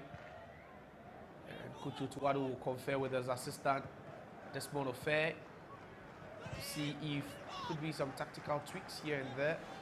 Benjamin Asari just hit that one, a long one, but then to a Comoros player, but Thomas Partey will bring down that ball. Jonas Ajeti, back to Thomas Partey. Kudus is calling for it. Yes, he does get it. And a lovely skill there, but Thomas Partey has been impeded and the foul has been given. But 65 minutes played, about 25 more to go. Black Stars leading by a goal to 0. And you're wondering, you know, the sort of substitutions the coach will be doing, but these passes seem to be working for the Black Stars. But it's Mo Kudus who just started control that one, just, you know, a millimeter away from getting that one under control. And Mohammed Salisu fouls his marker inside the center circle, and a free kick will be awarded to Comoros. But then more substitutions for Comoros, because at this point they know that there's nothing they can get from this game. So more substitutions for Comoros. And let's confirm, because Bohani is out for Iyad Mohammed, the number 6 for Comoros. So Bohani, where's the number 18? He's been substituted out.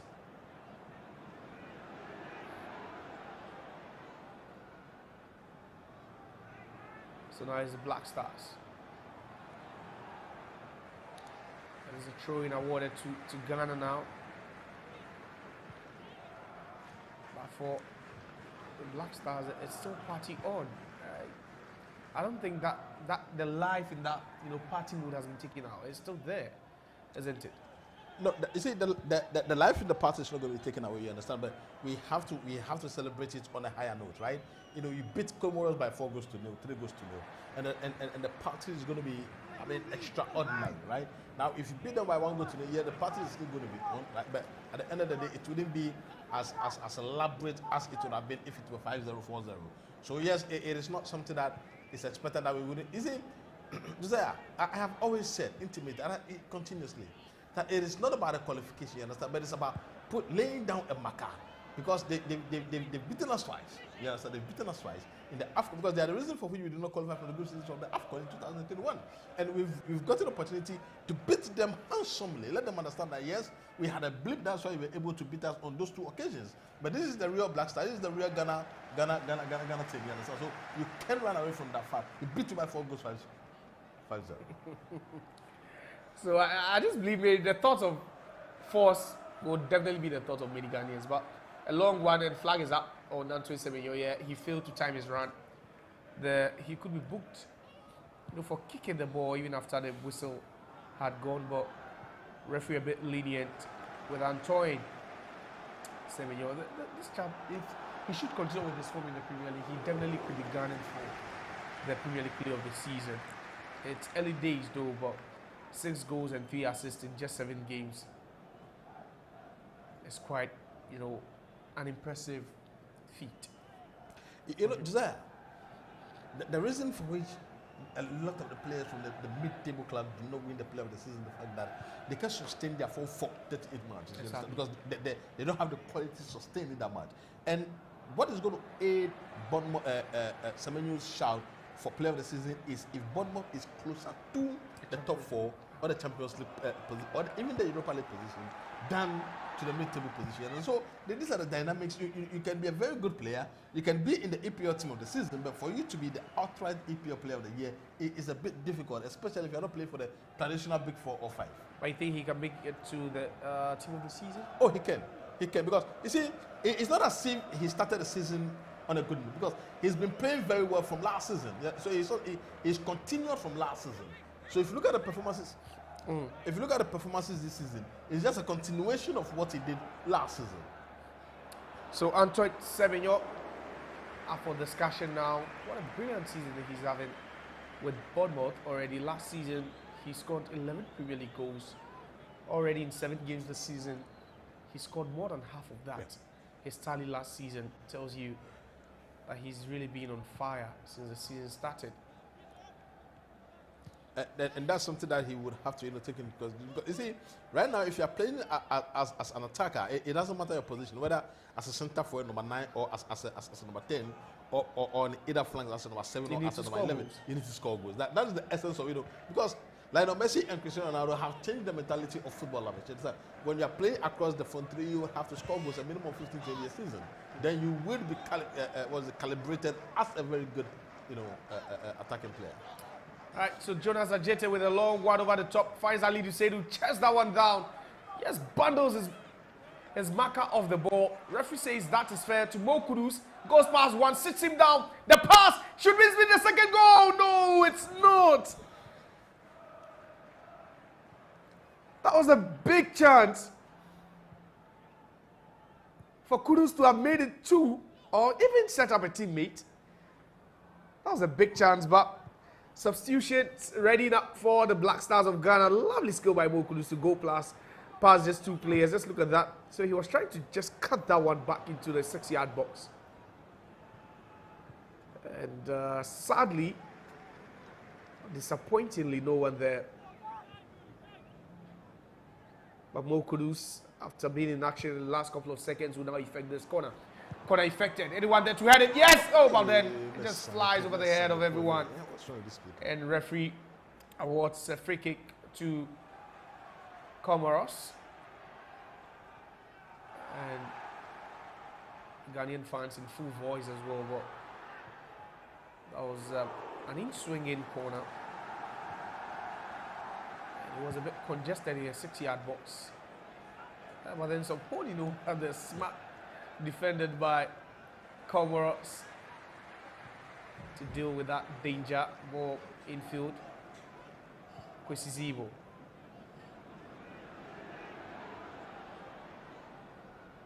Anna to move Salisu. Oh, good ball. Oh, lovely skill again. And it's now with Annan. Annan hesitates for a while. Ball for to Jordan Ayew. Oh, good turn by Mo Salisu. Salisu had space in front of him. He launches one forward. But then Mo Kudus wouldn't get at the end of that. And it's Comoros now regain possession now.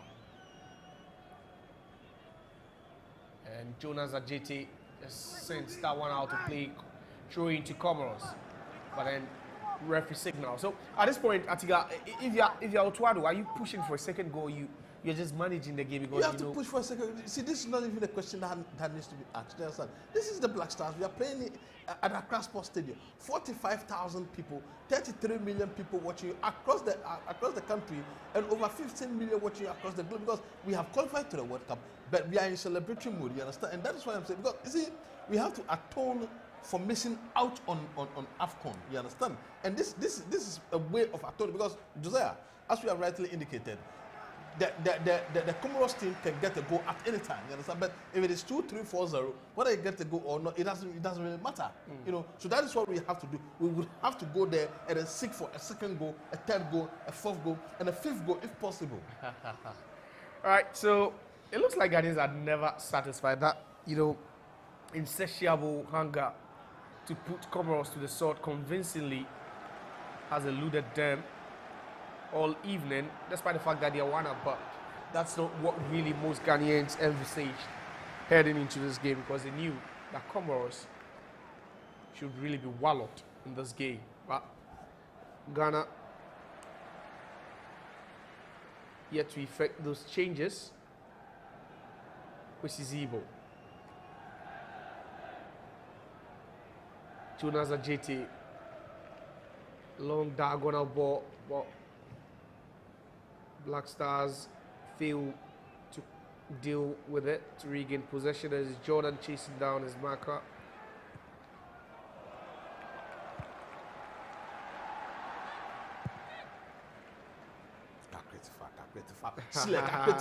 Oh. All right, so Comoros still down to Ghana, but changes here for the Black Stars. So Incisive will be taken out. Incisive out. Now he's really taking good care of himself since, you know, getting booked. So it's a triple substitution. Incisive, Mohammed Kudus, and Incisive will all take their leave. What was Jordan still doing on the pitch? Up here, the referees, coaches, the decision to keep him in. So there's Kojope Praupong, who plays for OGC Nice in the French League. There's Joseph Pinto and then also Caleb Yerinchi all coming on. And it looks like like-for-like replacements throughout. Where's the Midema guy? Prince Osu is on the bench. And so substitutions effected. Triple sub.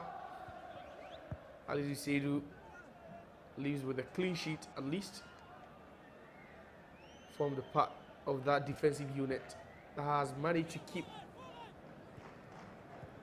Comoros at bay the entirety of this game. Ball cleared, and it's not Caleb Yerinchi. His first real involvement.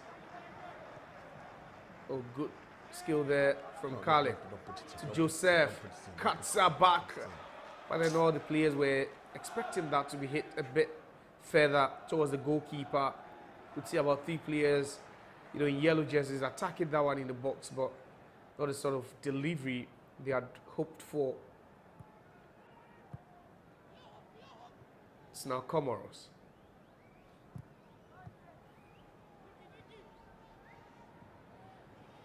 And Caleb Yerinchi has primarily been used as a right back or a right wing back throughout, you know, his days in the Black Stars under Coach Utuado. But for today, he comes on, replaces Ali Dusedu, and he's playing as a midfielder.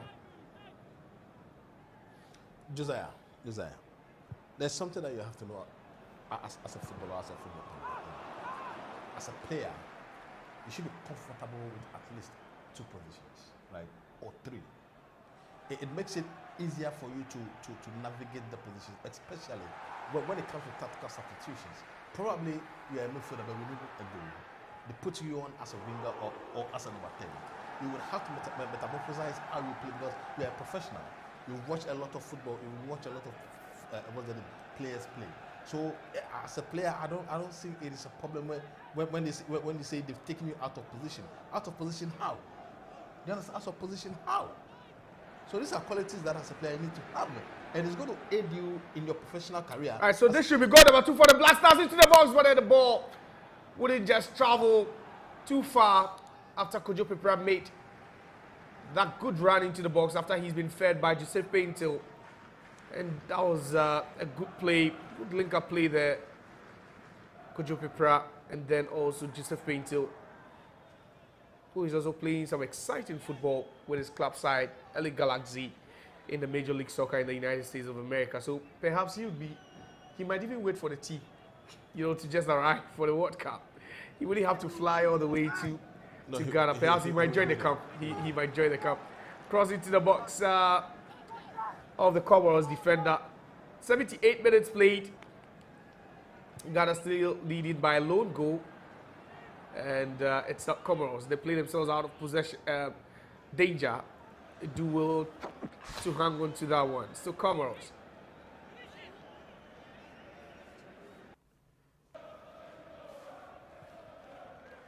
Oh, good skill there. Ball still not cleared. A long shot. But then Benjamin Asari would always have that covered. And Salamani,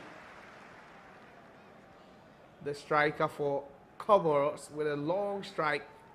But then, ironically, that could be his last involvement because he's been taken off after hitting that shot. And for Comoros, there's a team that has really shown, so much bravery and courage all these years against the Black Stars. They have, especially today, because to be sincere with you, I never thought that we were going to beat them by only one goal to me, because I thought that we were going to annihilate them. I thought that we were going to, the first half put 2-3 past them, and then the second half just come and top it up, But I think they've been astute. They've held their own. They've not been, awestruck, play that at the Accra Sports Stadium. I think that fairly they have done well.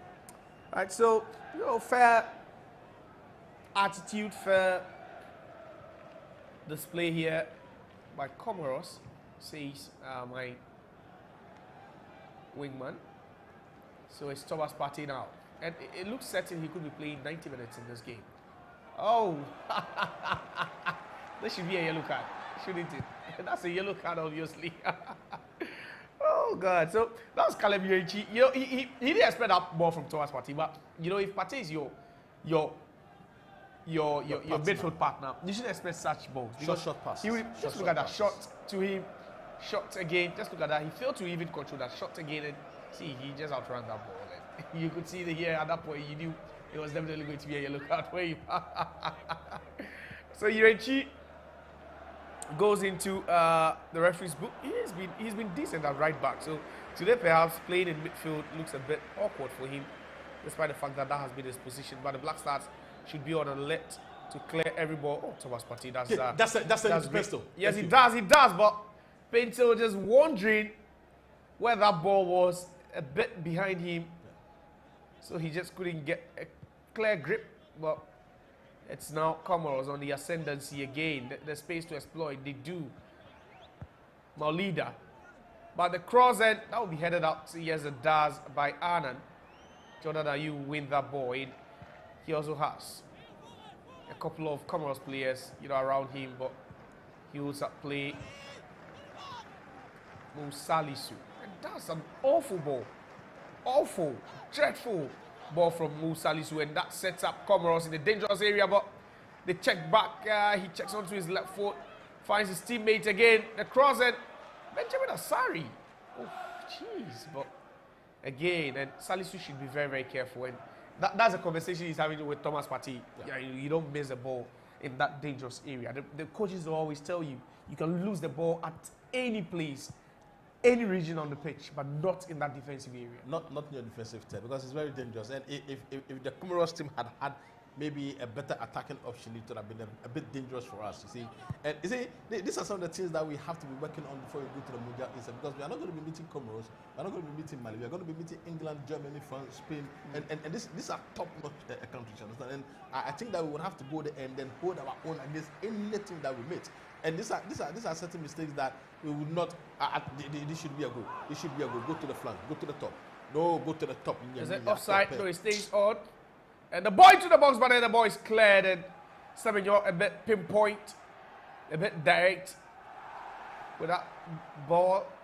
He's also played more central today. He does well to win the ball again. And Antoine Semenyo's work rate, has been just impressive this evening.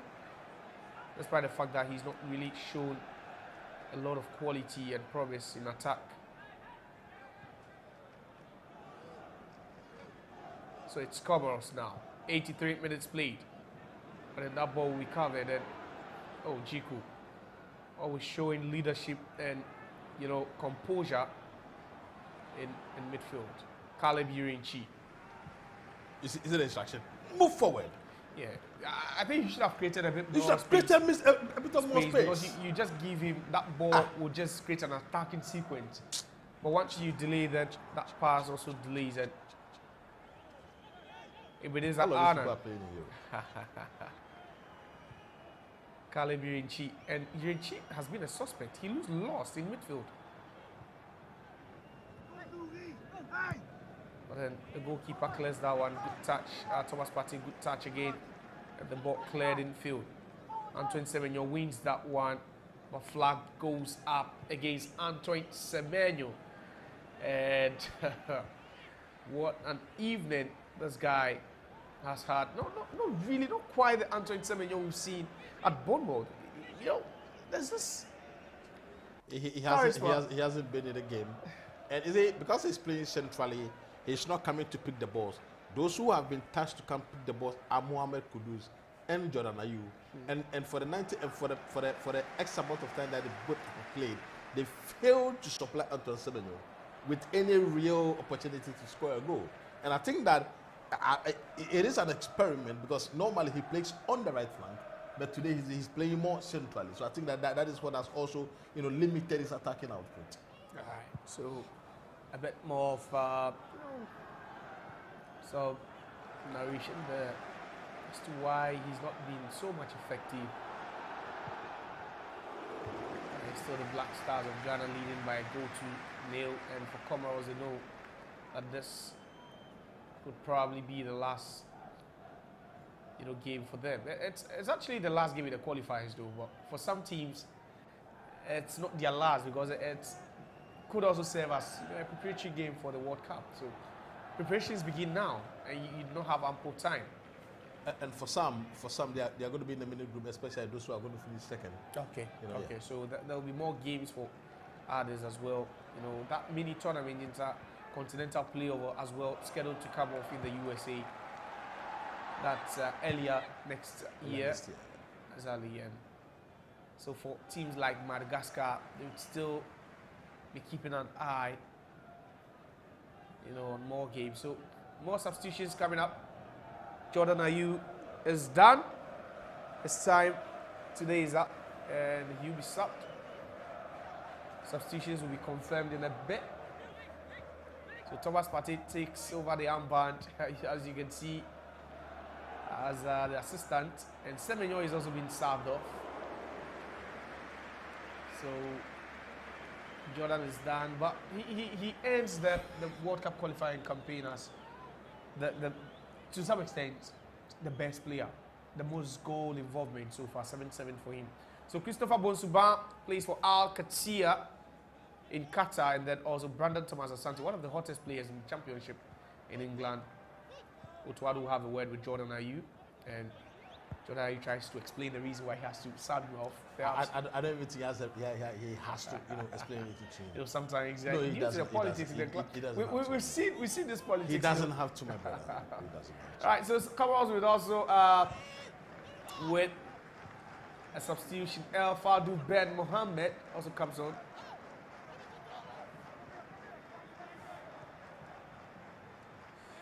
All right, so ball cleared, and Zamati, the goalkeeper, he's had to collect the ball once from his post today. Barring that, he's really been okay, and so play still continues. Christopher Bonsuba with the foul, so it means that the medium player, that's Prince Owusu, would not really have. Oh, there should be a goal from Comoros. That's a good hit. Good dummy, but nothing really productive from that shot. And just, in a matter of seconds, they were able to transition from defense to attack and hit that one. And at least a promising ball. At least that was some good work done there. If I told you that if I had struck that, what I would have scored, no, I would. You have the technique. You actually have that confidence to also hit from that distance. Unfortunately, it's just a hypothetical statement because. No, the thing is that I've used all that technical know-how to hit Fufu and Banku. Yeah, that's why you wouldn't have scored from that. And to some extent, and that's why you wouldn't have scored from that. I would have scored if it were, I just said you've used all that prowess for something else. That's what I'm saying, that if it were a couple of years ago. Yeah, that's what I'm saying. It's also hypothetical because you wouldn't. All right, so free kick to the Black Stars of Ghana. 88 minutes down at the Accra Sports Stadium. And the Black Stars of Ghana now in firm control. Destiny sorted. In 10 games in the qualifiers, they only lost 1. and drew 1. So currently they've amassed the total points of 25. You should look cheerful. You don't look cheerful enough. I'm not cheerful. Yes. But you know, the intensity of the game has dropped. Yeah, massively. it has. You know, from the beginning, because yeah. I mean, prior to the match, I have predicted that we were going to beat them by at least 4 goals to nil. You understand? Because this is a match where we should have scored more. This is a match where, because you see, one thing I've always known football is that 1-0 scoreline is not safe. Yeah. You know, you can go on to. It takes us back to the Chad game, where so we led and we felt like 1-0 was enough. Then the last kick of the game. The last kick of the game, yeah. So that's it. But free kick to Ghana. Comoros giving away that free kick after an attacker was adjudged offside. So it's now the Black Stars of Ghana. Throwing, quickly taking, ball headed out. Now it's now Comoros, and perhaps they've got the dagger to just put something through the hearts of Ghanaians. And you can imagine what an equalizer for Comoros would be like. Benjamin Asari fits that one out. He does well to fist it away. Oh, and it's now. Oh, Joseph Pencil. Oh, so 4 minutes of time added on. And that's what we have currently on the board. 4 minutes. Salisu to Yirenchi. Oh, Joseph Pencil will take that. To Pepra. Back to Jonah Sajati. Right, so ball again. And Christopher Bonsuba. Okay, so Ghana will move forward, but good tackle there by Comoros to win the ball. Referee says it's fair, clean as a whistle, but the ball lost again, and the Black Stars will try to move forward. There's space, and that was a terrible pass by Giuseppe Pinto to squeeze that one through the eye of the needle. Wouldn't go, and Comoros again. Long ball intercepted by Jonas Ajiti, who has been rock solid in defense for the Black Stars. Thomas Partey surely will be playing 90 minutes. 1 minute of the 4 added on done here. Black Stars with a win is so much craved for. Can they hang on in the remaining minutes? Alexander Jiku. Benjamin Asare. And that's some good ball there. Christopher Bonsuba has space. Finds Joseph Pinto. Plays that 1v1. Can he go past his marker? He has a trickery to do so. He does. Checks onto his left foot again. Twists and turns over there, but not enough room for Pinto. And the Black Stars will now enjoy possession now, especially when you have someone like Thomas Partey on the ball. Ooh, wriggles his way through 2 players and a disappointing ball. He tried to chase after that, but that was gone. That was gone. You said that I feel sleepy because it's now becoming boring. It's becoming boring, exactly. Yes, it's becoming boring. The game is becoming boring. And for the Black Stars, you didn't fault them much because they just wanted a win, and they have it now, and now they need to protect some of these players because they know that the next couple of months ahead will be for preparation. So, but there's still enough time. No, but you start protecting yourself from now. There's still a whole season prior to the 2026 World Cup. Is it a whole season? No, there isn't. It's almost a whole season. No, it's not. It's not a whole season. It's 2026 summer, right? Yeah, 2026 summer, and there's a 10 month of the season is going to end in May. So you're for that whole season. Right, so play still continues. The Black Stars will give the ball away cheaply, and it's not Comoros riding on their horses. And ball will be intercepted, but it's still dangerous for Comoros. And good interception there. And you can see so much that the Black Stars. Oh, this should be dangerous. And that ball has been cleared out. You can see the players trying to hang on. And that was a good clearance. So Mali 4-1 up.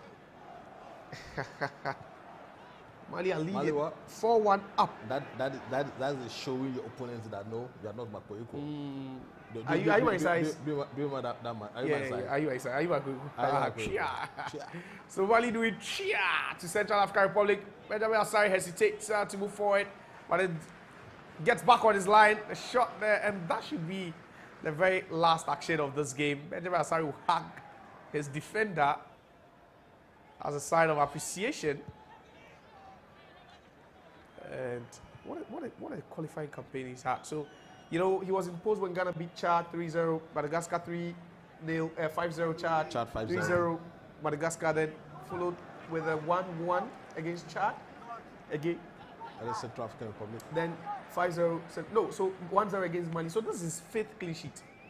And the whistle has gone, and it's full time here at the Accra Sports Stadium. The Black Stars of Ghana confirmed their ticket to the 2026 World Cup with a 1-0 win over Comoros. And the banners flying. Their 5th World Cup in the last 6 editions. The only one they failed to make was the 2018 Russia. World Cup in Russia. But barring that, dating back to 2006 in Germany, the Black Stars have almost always ensured that they will join the big boys to dine at the biggest football tournament in the world. And it's done and dusted for the Black Stars, 25 out of 30 points. For Coach Otuado, he took over from match day 3, and the worst result he ever encountered was a 1-1 draw against Chad. It's been impeccable, it's been flawless from the head coach. Atiga. It's been impeccable, it's been flawless, it's been scintillating sometimes, but most of the times too, it's been poor. You know, so we just have to juxtapose, you know, the performances, and then we strike a balance. But on the totality of everything, I think that the most important thing is the fact that the aim was to qualify to the World Cup, and we have qualified. So target achieved. You understand? So I would say, in as much as I'm not so much of a fan of Otuado, the job we have given to him to do, he has justified his salary. He has justified the bonuses that we've been paying him. So I don't think that there's any question, absolutely, to ask about his competence for the qualification. You understand? So going forward, subsequently, I would say that we would have to see something different, something you know, indicative of his tactical prowess, because you are going to meet Thomas Tuchel, you are going to meet, you know, what's the name, Gennaro Gattuso of Italy, Italy, you know, big time coaches, you understand, at the World Cup stage, and you have to show how tactically competent, how tactically diverse, how tactically, you know, what's the name, contemporary you are. So at the end of the day, I would just pray that, you know, we've gotten our acts together, that we'll go to the World Cup. I know we are not going to introduce ourselves, but we will have to go there and not just be a party. We will have to go there and then be a big boy at the table. All right, so big boys at the table, the Black Stars of Ghana. They seal qualification to next year's World Cup. USA, Canada, Mexico. Here we come. And if you're Ghanaian, just grab your passport, because, you know, I'm hearing 50 million Ghanaians will be going to the USA. Can you imagine how many Ghanaians If they get 30 million. 30 million. All right, so it's wrap-up time here from the studios of Our Media. Don't forget to hit the bell, subscribe to your channel, and always don't forget to like and share. And that's how we grow the family each and every day. My name is Josiah. I was here with Atiga Maoli Force. He's been a great partner from day one, and we will always enjoyed your company. Don't forget to subscribe, like I said, and bye.